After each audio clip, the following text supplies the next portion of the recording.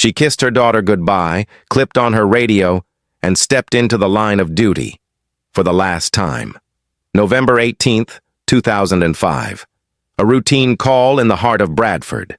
2 police officers respond. Within minutes, one of them lies dying, shot at point-blank range in broad daylight. No warning, no mercy. This wasn't a robbery gone wrong. It was a setup, a brutal execution carried out by a cold-blooded gunman with one goal: get the money and leave no witnesses. But what the killer didn't count on was the world watching. He fled the country, slipped past borders, vanished into the shadows of Pakistan. For a moment, it looked like he got away clean. But buried deep in the chaos, he made one mistake, one slip-up that would crack the case wide open. This is more than just a murder. This is the story of betrayal, escape, and a global manhunt that brought down a killer who thought he was untouchable. What would you do if you pulled off the perfect crime? Cash in hand, a plane ticket burning a hole in your pocket. Run forever, or slip up just once? Think fast, because this gunman didn't. If you're into real crime, high-stakes manhunts, and justice served cold, smash that like button, hit subscribe, and stick with us, because this case gets darker with every step. Bradford, West Yorkshire. A town built on industry and grit. Known for its textile mills and diverse communities, it's a place where hard work and heritage run deep.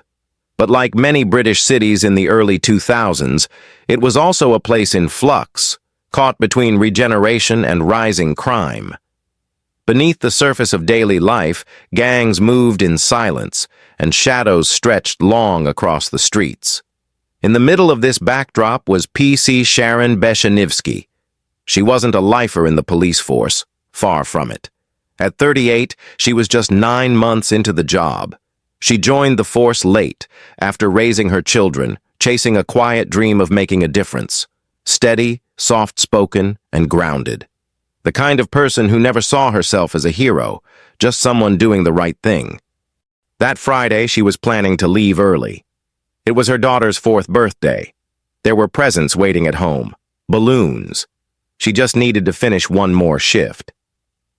Riding with her that day was PC Teresa Milburn, a little more seasoned but still relatively new. Sharp, committed, and brave. The 2 women were just settling into their patrol when the call came in. A panic alarm at a travel agency on Morley Street. Nothing unusual, nothing out of the ordinary. But behind that alarm was something darker. Operating in the city's criminal underworld was a gang of armed robbers, tight-knit, ruthless, and hungry for a payday. At the center of it, Mustaf Jama, a Somali-born gang leader known to police for robbery, violence, and fraud. He wasn't the kind to pull the trigger himself. He was the strategist, the one calling the shots from the shadows. Then there was Muzakkar Shah, the muscle, cold, calculated, a man with dead eyes and a history of crime, the kind of guy who doesn't panic under pressure. He was the one who brought the gun. And finally, Mustaf Jama, Mustaf's brother, another career criminal. Together they planned to rob the travel agency for tens of thousands in cash. Fast in, fast out. No mess, no names, no faces. But something went wrong. And what was meant to be a clean job turned into something much worse. In the early 2000s, parts of inner-city Britain were breeding grounds for a new kind of criminal underworld, diverse, disjointed, and dangerously organized. And in that world, Mustaf Jama was quietly building a name.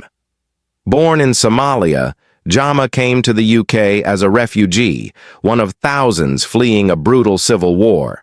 He settled in East London, streets lined with council flats, where opportunities were scarce, and survival meant adapting fast. It wasn't long before he learned how the game was played. Not from textbooks, from the corners. From the older boys who drove stolen cars and wore knockoff designer.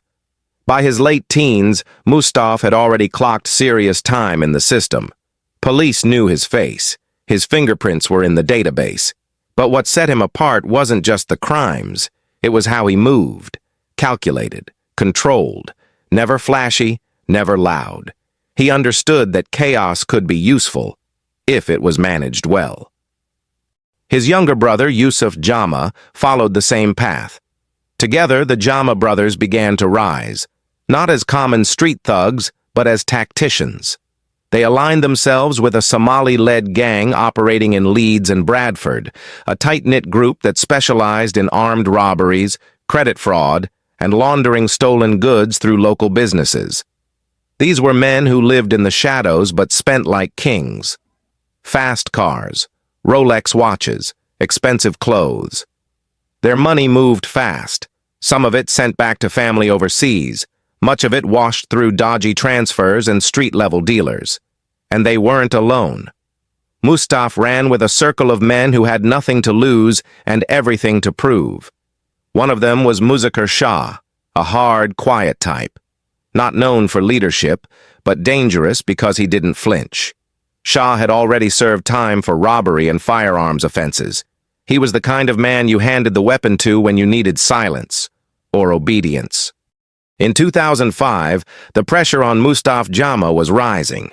He'd racked up multiple arrests, and the Home Office was actively trying to deport him. But Jama had a plan. One last job. A big score. Enough cash to disappear, to start fresh, maybe even leave the country on his own terms before the government forced him out. The target? Universal Express Travel, a small family-run business in Bradford that specialized in wire transfers, particularly to Pakistan and Somalia. The shop handled tens of thousands of pounds in cash, often with little security. It was perfect, a classic inside job. Someone tipped them off to the money drop. They knew when it would be there. They just had to get in, take it, and get out. No one expected the police to show up so fast. No one thought they'd send 2 unarmed officers, and no one was supposed to die. November 18th, 2005, Bradford, 3:12 p.m. The streets were busy. People out running errands, school kids heading home. No one noticed the silver Toyota Corolla slowly creeping toward Morley Street. Inside were 3 men with one plan: get in, grab the money, and vanish. But they weren't just armed. They were ready to kill. At Universal Express Travel, a small family-run money shop, the staff were preparing to close. What they didn't know was that someone, maybe even someone they trusted, had sold them out. Mustaf Jama and his crew knew exactly when the cash would be there and exactly how to strike. 3:20 p.m. They hit the shop like a wrecking ball. Mustaf Jama led the way, face cold, eyes locked. He shoved a loaded MAC-10 machine pistol into the face of a staff member. Screams erupted. People were thrown to the floor. Another employee was smashed in the head with the butt of a pistol. No one was resisting, but the violence came anyway. It was fast, brutal, mechanical. They grabbed just under 6,000 pounds. Not the life-changing money they hoped for, but enough to bolt. But then came the unexpected. A panic alarm was triggered, sending an urgent call to West Yorkshire Police. Just around the corner, in their patrol car, PC Sharon Beshenivsky and PC Teresa Milburn picked up the call. A routine robbery, the kind of job most officers respond to a dozen times a year.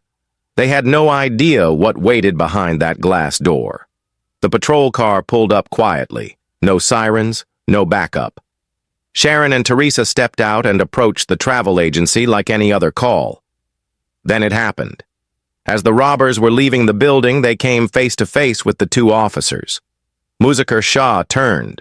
No hesitation, no warning. He raised the MAC-10 and fired. PC Sharon Beshenivsky was hit in the chest. The bullet tore through her protective vest. She dropped, hard, flat onto the pavement, a mother of 3. Dead before she could even draw breath. Teresa Milburn took a round to the shoulder and another to the chest. She stumbled but stayed up, adrenaline pushing her through the pain. Her voice broke through the radio, gasping for help. People screamed. Cars stopped. A nearby bus driver slammed his brakes as the silver Corolla peeled off down the street, disappearing into traffic like a ghost. And in the middle of it all, Sharon lay motionless. She died on the pavement, outside a travel agency, on her daughter's 4th birthday. She never even stood a chance. The shooting lasted seconds. The impact would last forever. PC Sharon Beshenivsky lay motionless on the cold pavement. Her partner, PC Teresa Milburn, was fighting to breathe. Sirens were just seconds away, but the gunmen were already gone. In the moments after the shooting, the silver Toyota Corolla weaved through the Bradford backstreets, vanishing into city traffic like it had never been there at all. The gang had a plan, and they stuck to it. They drove straight to a safe house in Leeds, a prearranged bolt hole. No chaos, no panic, just silence and cold calculation. The stolen car was dumped and burned later to erase evidence. The weapons, especially the MAC-10, disappeared. The crew split up, knowing full well that a cop killing would bring down hellfire. And it did. West Yorkshire police launched one of the largest manhunts in UK history. Borders were locked, phones tapped, every inch of CCTV in the area was scoured. But Mustaf Jama? He was already thinking ahead. Jama wasn't scrambling like the rest of his gang. He didn't run in fear. He disappeared, with purpose. In the days following the murder, he cut ties with everyone. No phone calls, no contact with family, no noise, just silence. He moved between different cities, Leeds, Birmingham, London, staying low, staying invisible. And then, he slipped away. Weeks after the murder, Mustaf Jama boarded a flight at Heathrow Airport. He walked through one of the most heavily surveilled security checkpoints in the world. And somehow, he got through. Reports would later reveal the unbelievable. He left the country using a relative's passport, reportedly his sister's, while wearing a full niqab, traditional Somali women's clothing, to avoid facial recognition. The audacity was staggering. This wasn't a rushed escape. It was strategic, timed, and deliberate, and it worked. He landed in Somalia, a country with no functioning government and no extradition treaty with the UK. In the eyes of British law, Mustaf Jama had vanished into a black hole. Back home, the dragnet continued. Muzakkar Shah and Yusuf Jama were eventually captured. But Mustaf? He vanished into the chaos of East Africa. But hiding in a place like Somalia, lawless, unpredictable, violent, comes with its own risks. And eventually, he made one mistake. A mistake that would bring his freedom crashing down. The murder of PC Sharon Beshenivsky wasn't something the British public or the police were going to let go. West Yorkshire police launched one of the most relentless investigations in modern UK history. Dozens of officers assigned full-time. Surveillance units, forensic teams, anti-gang task forces. The country was shaken. The press was outraged. And the pressure from the top was clear. Find them all. Bring them in. Let's pause here for just a second. We've followed the gang's rise, the robbery, the brutal shooting, and Mustaf Jama's shocking escape out of the country. But here's the question. How do you catch a ghost in a war zone? Drop your comment and find out if you're correct. Back in the UK, arrests came quickly. Muzakkar Shah was picked up just days after the killing. His fingerprints were found on the getaway car. His face was caught on grainy CCTV. Yusuf Jama, Mustaf's younger brother, was captured soon after. He didn't go quietly. He tried to hide out in Birmingham, but the dragnet was too tight. Both men were charged, but Mustaf, still missing. Behind the scenes, British intelligence agencies were working a longer game. They couldn't just storm into Somalia, but they could wait. They could monitor. They could track. What they learned was this. Jama was not keeping a low profile. He was moving freely in Puntland, a semi-autonomous region in northeastern Somalia. There were whispers he was trying to buy influence, stay protected. But that was his mistake. He started getting too comfortable, too visible. And in 2007, after nearly 2 years on the run, British authorities made a move. They reached out to Puntland's local officials, who, despite the lawlessness, were eager for international legitimacy. A deal was struck. In a quiet, coordinated operation, Mustaf Jama was arrested by Puntland security forces, placed on a plane, and extradited back to the UK. It was one of the rare times a British fugitive had been brought back from Somalia. He arrived at Heathrow in November 2007. Shackled, silent, eyes forward. The ghost had been caught. And now, the trial was waiting. Mustaf Jama's trial for the murder of PC Sharon Beshenivsky began in 2007, and the case was a national spotlight. The evidence against him was overwhelming. Witness statements, CCTV footage, fingerprints on the getaway car, and his involvement in orchestrating the robbery. It didn't take long for the prosecution to make their case. The defense attempted to argue that Mustaf Jama wasn't the one who fired the fatal shot. They tried to place the blame on Muzakkar Shah, one of the gang members. But the jury wasn't fooled. The planning, the execution, the cold-blooded nature of the crime, all signs pointed to Jama as the leader. It was his decision to go armed. It was his plan to rob the travel agency. And it was his ruthless actions that led to the death of PC Sharon Beshenivsky. The jury took just a few days to deliberate. And on January 16, 2008, Mustaf Jama was convicted of murder, attempted murder, and armed robbery. The sentence was harsh: life imprisonment with a minimum of 35 years. The court described Jama as the instigator, the person who made the decision that led to Sharon's death. But while the legal system had done its job, the emotional impact was far from over. For Sharon's family, the pain would never fully heal. Her children would grow up without their mother, and her colleagues would carry the memory of that brutal day with them forever. Her death had shattered more than just her family. It left a hole in the very fabric of the police force. The case of PC Sharon Beshenivsky is a tragic reminder of the dangers faced by law enforcement every day. She was a woman who was simply doing her job, responding to a routine call, only to lose her life in the most senseless and brutal way. The conviction of Mustaf Jama sent a strong message. No matter how far you run, justice will find you.